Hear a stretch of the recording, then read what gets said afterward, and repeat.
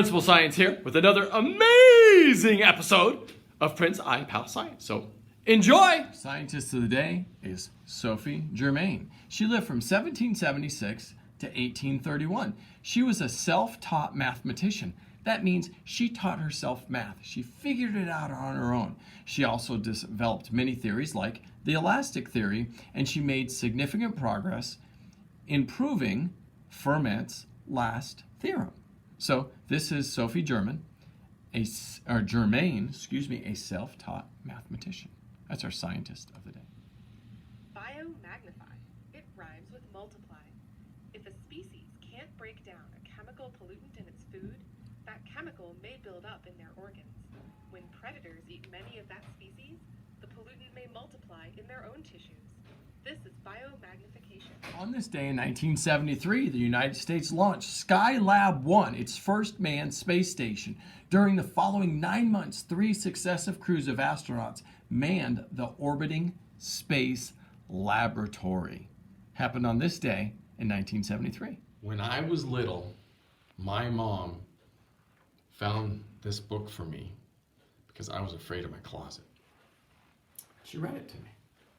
There's a Nightmare in My Closet by Mercer.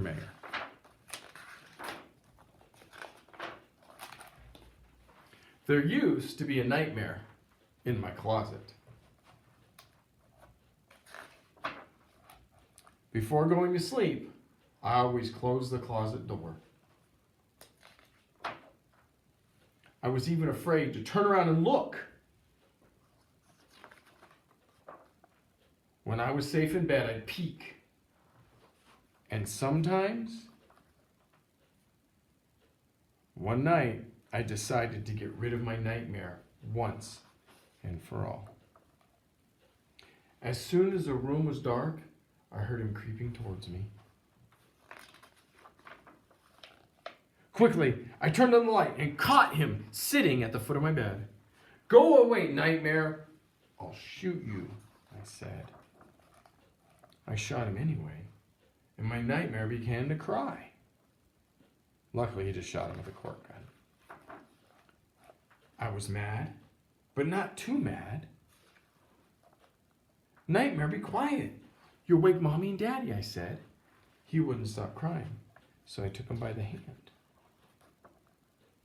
and tucked him in bed and closed the closet door. I suppose there's another nightmare in my closet, but my bed's not big enough for 3.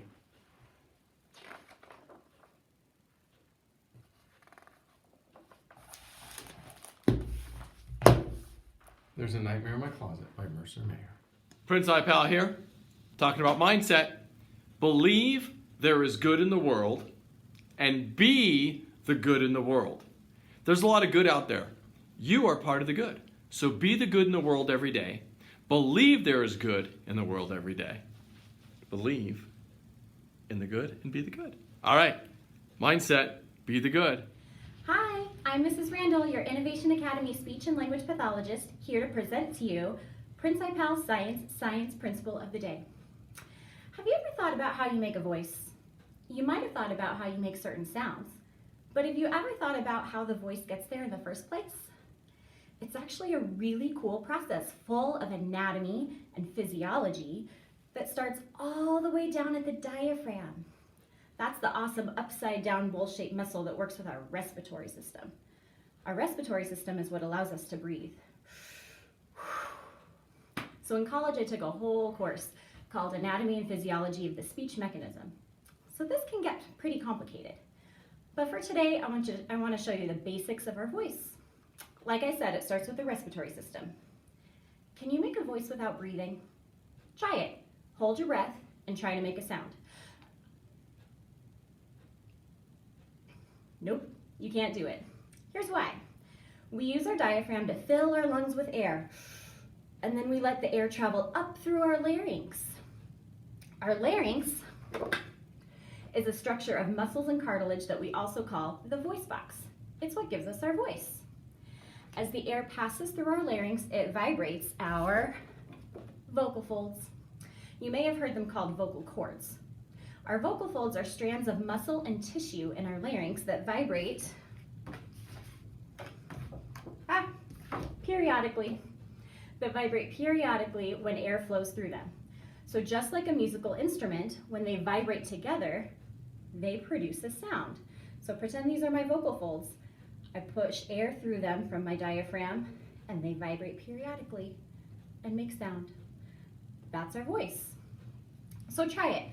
I want you to take 2 fingers, put them very gently on the front of your throat.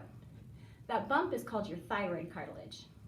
Now say, ah, and see if you can feel vibration. Can you feel it? Now stop your voice. Did the vibration go away? Play with it some more. Ah, ah, ah. That vibration you feel is your voice turning on and off. It couldn't happen without your respiratory system, and without your larynx and your vocal cords, we wouldn't be able to speak.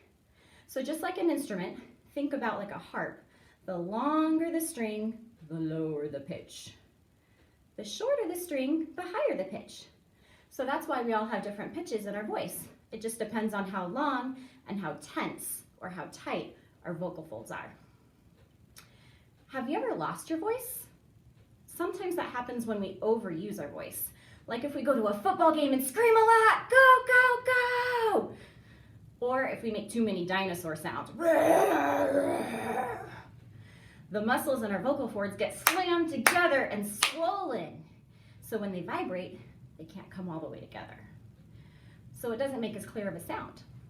This can happen when we're sick too. All that snot and gunk and stuff can make our vocal folds swell up and cause laryngitis. Larynge meaning the voice box, and itis meaning swollen. And it doesn't make as nice of a voice. When that happens, we just have to give our voice some rest, use a very gentle voice, and make sure and drink lots of water. So now when Mr. Cardone and Mrs. Bader both talk with you about using your diaphragm or good breathing or good respiration, you can imagine that upside down bowl-shaped muscle, our diaphragm, that drives our breathing and our voice. Ta-ta for now. Hi friends, I hope you enjoyed another episode of Prince iPal Science. We'll see you next time. Ta-ta for now.